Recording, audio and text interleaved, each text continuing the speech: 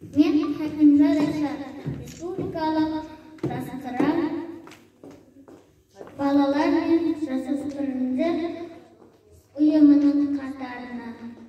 кіре отырып,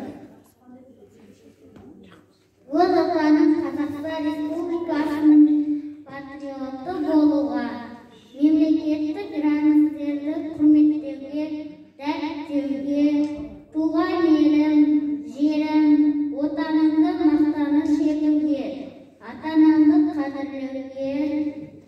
үлкенге құрмет, кішіге ізет көрсетуге, білімге табандылықпен ұмтылуға,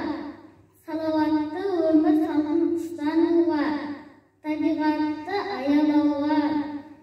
жастырам ережесін бұлжытпай сақтауға және оны өз достарымнан талап етуге ант етемін. Біздің жерлестеріміздің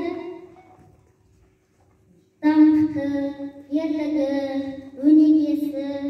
негізінде ерлікке үйренуге және отанға шексіз қызмет етуге салтанатты түрде ант етемін.